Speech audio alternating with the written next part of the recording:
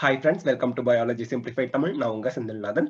நிறைய parents and students என்கிட்ட கேட்ட டவுட் என்ன அப்படின்னா, ரவுண்ட் 2 அதாவது தமிழ்நாடு மெடிக்கல் செலக்ஷன்ல ரவுண்ட் 2 டீடைல்ஸ் எங்களுக்கு சொல்லுங்க சார். அதுல யாரெல்லாம் கலந்துக்கலாம், எப்படி எல்லாம் அதுல பார்ட்டிசிபேட் பண்ணணும், என்னெல்லாம் அதுக்கு பண்ணணும் அப்படின்னு கேட்டாங்க.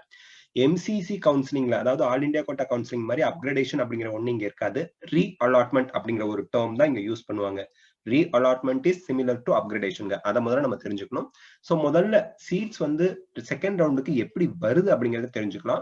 இப்ப வந்து ஃபர்ஸ்ட் ரவுண்ட்ல சீட் அலாட் பண்ணாங்க, ஆனா அவங்க போய் ஜாயின் பண்ணல. காரணம் என்னன்னா, அவங்க எய்ம்ஸ்லயோ ஜிப்மர்லயோ போய் ஜாயின் பண்ணிட்டாங்க, இல்ல வேற காலேஜஸ்ல வேற கோர்ஸ்ல போய் ஐஐடில அந்த மாதிரி ஜாயின் பண்ணிட்டாங்க.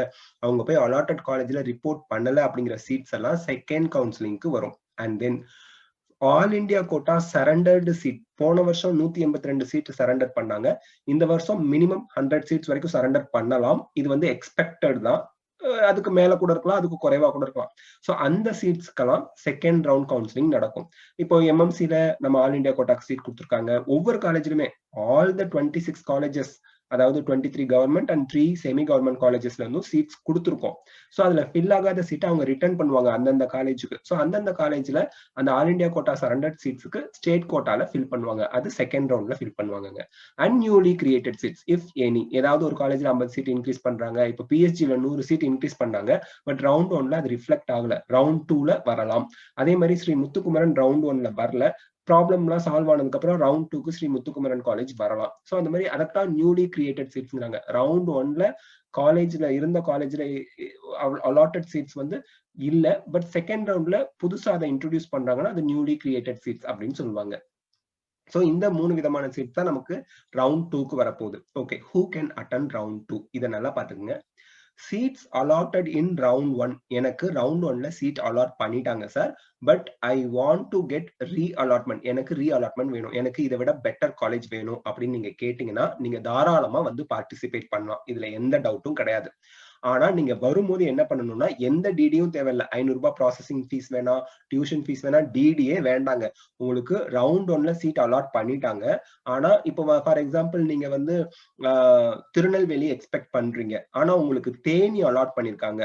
பட் செகண்ட் ரவுண்ட்ல திருநெல்வேலியில வேகன்சி வருது. அப்போ நீங்க ரவுண்ட் 2ல போய் கலந்துக்கிட்டு அப்கிரேட் பண்ணிக்கலாம், அதாவது ரீ அலாட்மெண்ட் வாங்கி திருநெல்வேலி போலாம். But based on the rank order, அந்த ரேங்க் ஆர்டர்ல நம்ம இருந்தோம்னா நமக்கு ரீ அலாட்மெண்ட் கிடைக்குங்க. சோ இதுக்கு நீங்க என்ன எடுத்துட்டு போகணும் செகண்ட் ரவுண்டுக்கு அப்படின்னா, நீங்க ஃபர்ஸ்ட் ரவுண்ட்ல ஜாயின் பண்ண காலேஜ்லயே நீங்க என்ன பண்ணிருப்பீங்க, எல்லா ஒரிஜினல் சர்டிபிகேட்டும் கொடுத்துருப்பீங்க. அப்ப செகண்ட் ரவுண்டுக்கு உங்களுக்கு அட்மிஷன் ஸ்லிப் காலேஜ்ல கொடுத்துருப்பாங்க, அதை எடுத்துக்கலாம். ஃபீ ரிசிப்ட் வச்சிருப்பீங்க. ஃபீ ரிசிப்ட்னா காலேஜ்ல ஜாயின் பண்ணும்போது ஃபீஸுக்கான ரிசிப்ட் கொடுத்துருப்பாங்க, அந்த ரிசிப்ட் எடுத்துக்கோங்க. போனஃபைட் சர்டிபிகேட், உங்க காலேஜ்ல நீங்க போய் ஜாயின் பண்ணீங்க இல்லையா, போனஃபைட் சர்டிபிகேட் கொடுக்காட்டி கூட நீங்க வந்து என்னென்ன சர்டிபிகேட்லாம் உங்ககிட்ட வாங்கியிருக்காங்க அப்படிங்கிறதுக்கு ஒரு சர்டிபிகேட் கொடுத்துருப்பாங்க, ஒரு லெட்டர் மாதிரி ஒரு விஷயம் கொடுத்துருப்பாங்க, ஒரு ஃபார்ம்.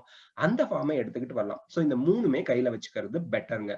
அண்ட் இது ரவுண்ட் 1ல ஜாயின் பண்ணின ஸ்டூடெண்ட்ஸுக்கு எந்த காலேஜ்ல வேணா நீங்க ஜாயின் பண்ணிருக்கலாம். ரீ அலாட்மெண்ட் வேணும், செகண்ட் ரவுண்ட்ல கலந்துக்கணும்னா இந்த 3ஐயும் எடுத்துட்டு வந்துருங்க. ஒன்னு அட்மிஷன் ஸ்லிப், ரெண்டாவது ஃபீ ரிசிப்ட் காலேஜ்ல கொடுத்துருப்பாங்க, மூணாவது bonafide certificate from the college. இதுல எடுத்துட்டு வந்துட்டீங்கனாலே போதும். ஒரிஜினல் சர்டிபிகேட் வேணும்னு அவசியம் இல்ல, 500 ரூபாய் டிடி வேண்டாம், அதே மாதிரி டியூஷன் ஃபீ டிடி வேண்டாம், நீங்க ஆல்ரெடி எல்லாம் பே பண்ணிட்டீங்க. Okay, wait listed students. யார் தெரியுமா வெயிட் லிஸ்டட் ஸ்டூடெண்ட்ஸ்? கேட்டகரி ஏல எனக்கு சீட் வேணும், ஆனா கேட்டகரி ஏல சீட் தீர்ந்து போச்சு இல்ல அப்படிங்கிறவங்களுக்கு கவுன்சிலிங் ஃபார்ம்ல வெயிட் லிஸ்டட் WL அப்படின்னு போட்டு கொடுத்துருப்பாங்க. சோ அவங்களதான் வெயிட் லிஸ்டட் கேண்டிடேட். அவங்களுக்கும் ப்ராசஸிங் ஃபீ வேண்டாம், ப்ராசஸிங் ஃபீ வேண்டாம். அந்த ரிசிப்ட் ஏதாவது கொடுத்துருப்பாங்க இல்லையா, அந்த 500 ரூபாய் ப்ராசஸிங் ஃபீ ஆல்ரெடி நீங்க ரவுண்ட் 1ல போய் கலந்துருப்பீங்க, அதுக்கு ஒரு ரிசிப்ட் கொடுத்துருப்பாங்க, அந்த ரிசிப்ட் மட்டும் எடுத்துட்டு போங்க. அந்த 500 ரூபிக்கான ரிசிப்ட் எடுத்துட்டு போங்க. அண்ட் டியூஷன் ஃபீ நீங்க எடுத்துட்டு போகணும். ஏன்னா நீங்க டியூஷன் ஃபீ பே பண்ணிருக்க மாட்டீங்க, ஏன்னா காலேஜ் அலாட் ஆனவங்க தான் டியூஷன் ஃபீ பே பண்ணிருப்பாங்க. நீங்க வெயிட் லிஸ்ட்னா உங்களுக்கு காலேஜ் அலாட் ஆகணும்னு அர்த்தம். அப்ப நீங்க டியூஷன் ஃபீஸ்க்கான ஒரு டிடி எடுத்துட்டு போகணும். நீங்க வேற ஏதாவது காலேஜ்ல ஜாயின் பண்ணிருந்தீங்கன்னா, ஒரு டிகிரி காலேஜ்லயோ இன்ஜினியரிங் காலேஜ்லயோ ஜாயின் பண்ணிருந்தீங்கன்னா, அங்க இருந்து ஒரு போனஃபைட் சர்டிபிகேட், நான் இங்கதான் படிக்கிறேன் அப்படின்னு அந்த இன்ஸ்டிடியூஷன்ல இருந்து போனஃபைட் சர்டிபிகேட் வாங்கிக்கோங்க. எல்லா ஒரிஜினல்ஸும் எடுத்துட்டு போகணும்னு அவசியம் இல்லைங்க. சோ வெயிட் லிஸ்டட் ஸ்டூடெண்ட்ஸ்க்கு என்ன வேணும், ப்ராசஸிங் ஃபீ தேவையில்லை, 500 ரூபாய் டிடி தேவையில்லை, ரிசிப்ட் அந்த 500 ரூபாய்க்கான ரிசிப்ட் எடுத்துக்கங்க. அண்ட் டியூஷன் ஃபீக்கான டிடி வேண்டும். And then bonafide certificate from the colleges, அதாவது நீங்க ஆர்ட்ஸ் அண்ட் சயின்ஸ் காலேஜ்லயோ இல்ல இன்ஜினியரிங் காலேஜ்லயோ லா காலேஜ்லயோ ஜாயின் பண்ணிட்டீங்கன்னா அங்க இருந்து போனஃபைட் சர்டிபிகேட் வேணும். ஜாயின் பண்ணலன்னா ஒரிஜினல்ஸ்லாம் உங்ககிட்ட தான் இருக்கும், அதை எடுத்துட்டு வர வேண்டியதுதான். ஓகே, அதே மாதிரி இன்கேஸ் வெயிட் லிஸ்டட் ஸ்டூடெண்ட்ஸோ இல்ல ரவுண்ட் ஒன்ல சீட் அலாட் ஆகி நீங்க வந்து ரவுண்ட் டூல அட்டன் பண்ணாம போயிட்டீங்க அப்படின்னா நீங்க அதுக்கு அடுத்து வர மாப்அப் ரவுண்ட்ல கலந்துக்க முடியாது அப்படிங்கறத தெரிஞ்சுக்கணும். அண்ட் தென் அடுத்த கேட்டகரி பாருங்க, நியூ கேண்டிடேட்ஸ். நியூ கேண்டிடேட்ஸ்னா ஃபர்ஸ்ட் ரெஜிஸ்ட்ரேஷன் பண்ற கேண்டிடேட்ஸ்னு அர்த்தம் இல்ல. ஃபர்ஸ்ட் ரவுண்ட்ல உங்களை கூப்பிடல, செகண்ட் ரவுண்ட்ல தான் முதல்ல உங்களை கூப்பிடுறாங்க. அப்ப நீங்க 500 ரூபாய்க்கு டிடியும் பே பண்ணிருக்க மாட்டீங்க, டியூஷன் ஃபீயும் பே பண்ணிருக்க மாட்டீங்க. சோ ஃபர்ஸ்ட் ரவுண்ட்ல உங்களை கூப்பிடவே இல்ல, செகண்ட் ரவுண்ட்ல தான் உங்களை கூப்பிடுறாங்க. ஃபர்ஸ்ட் டைம் உங்களை செகண்ட் ரவுண்டுக்கு தான் கூப்பிடுறாங்க அப்படின்னா நீங்க ப்ராசஸிங் ஃபீஸ்க்கு ஒரு 500 ரூபாய் டிடி எடுத்துக்கணும், டியூஷன் ஃபீஸ்க்கு ஒரு டிடி வாங்கிக்கணும். அது வந்து கேட்டகரி வைஸ் பாத்துக்கோங்க. 13,610 9,610 அப்படிங்கிறது உங்க கேட்டகரி வைஸ் அவங்களே கால் லெட்டர்ல எல்லாம் மென்ஷன் பண்ணிருப்பாங்க. சோ 500க்கு ஒரு டிடி டியூஷன் ஃபீ. சோ மொத்தம் 2 டிடி எடுத்துட்டு போகணும். அதாவது ரவுண்ட் ஒன்ல கலந்துக்கல, ரவுண்ட் டூல தான் என்ன கூப்பிட்டுருக்காங்க, ஃப்ரெஷ்ஷா கூப்பிட்டுருக்காங்க அப்படிங்கிற கேண்டிடேட்ஸ். ஏன்னா நீங்க இன்னும் ப்ராசஸிங் ஃபீயே பே பண்ணல. அப்போ நீங்க ப்ராசஸிங் ஃபீ 500 ரூபாயும் பே பண்ணணும் அண்ட் டியூஷன் ஃபீயும் பே பண்ணணும். இப்ப திருப்பியும் சொல்றேன், ரவுண்ட் ஒன்ல நான் கலந்துகிட்டேன், சீட் கிடைச்சது, ஆனா எனக்கு பெட்டர் காலேஜ் வேணும் அப்படிங்கிறவங்க ரவுண்ட் டூல தாராளமா போய் கலந்துக்கலாம். அதுக்கு நீங்க என்ன எடுத்துட்டு போகணும், அட்மிஷன் ஸ்லிப் காலேஜ்ல கொடுத்துருப்பாங்க, ஃபீ ரிசிப்ட் கொடுத்துருப்பாங்க, bonafide certificate from the college, இல்லனா ஒரு ஃபார்ம் மாதிரி கொடுத்துருப்பாங்க, என்னென்ன சர்டிபிகேட் நீங்க சப்மிட் பண்ணிருக்கீங்க ஒரிஜினல்ஸ், அதை எடுத்துட்டு போகணும். வெயிட் லிஸ்டட் ஸ்டூடெண்ட்ஸ்னா ஃபர்ஸ்ட் ரவுண்ட்ல நீங்க போய் கலந்துக்கிட்டீங்க, கேட்டகரி ஏல சீட் இல்ல, அதனால நீங்க வேற எங்கேயும் ஜாயின் பண்ணல, எனக்கு வெயிட் லிஸ்ட் போட்டு கொடுங்கன்னு ஒரு ஃபார்ம் வாங்கிட்டு போயிட்டீங்க. சோ அந்த ஃபார்ம் ரிசிப்டை எடுத்துட்டு போங்க.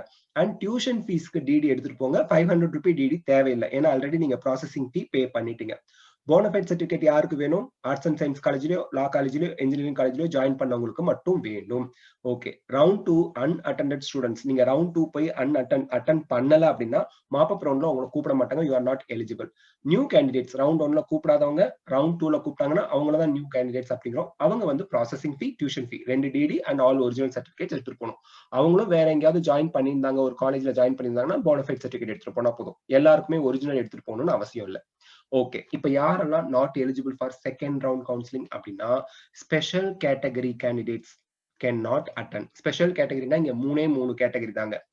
X serviceman, eminent sports person, eminent sports and PWD physically challenge students.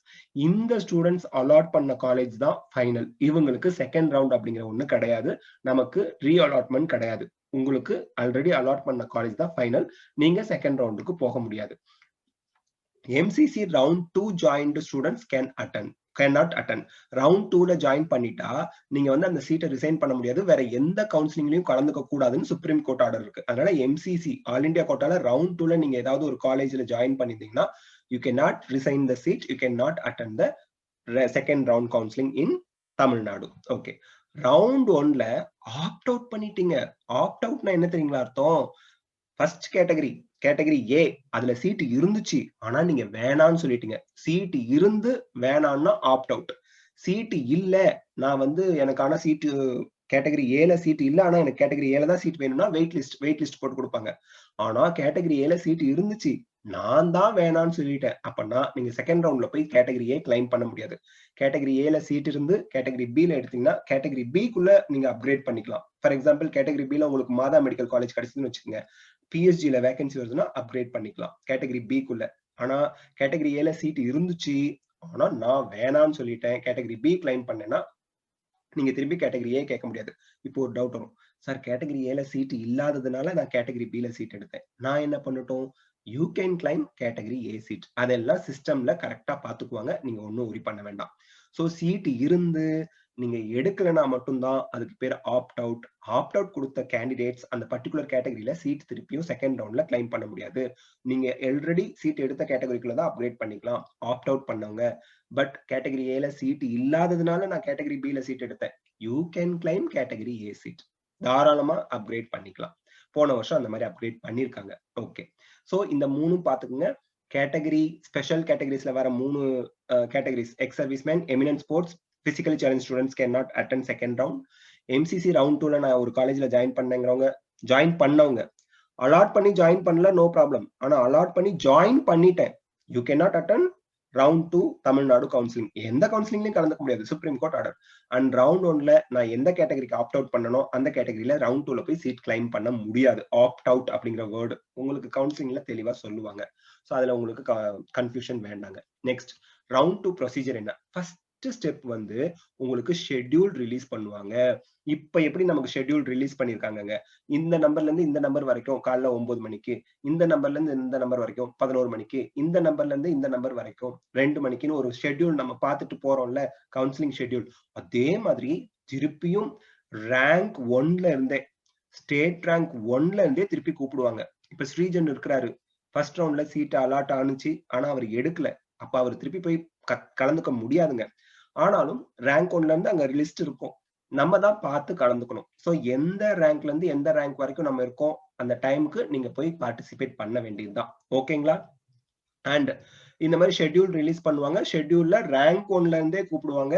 இடையில இருந்து கூப்பிட மாட்டாங்க. ரேங்க் 1ல இருந்து திருப்பியும் ஃப்ரெஷ் ஷெட்யூல். ஆனா ரேங்க் 1ல இருந்து 100 வரைக்கும் கூப்பிட மாட்டாங்க. ரேங்க் 1ல இருந்து 1000 ரேங்க் வரைக்கும் 9 AM ஃபர்ஸ்ட் ஷெட்யூல்ல கூப்பிடுவாங்க.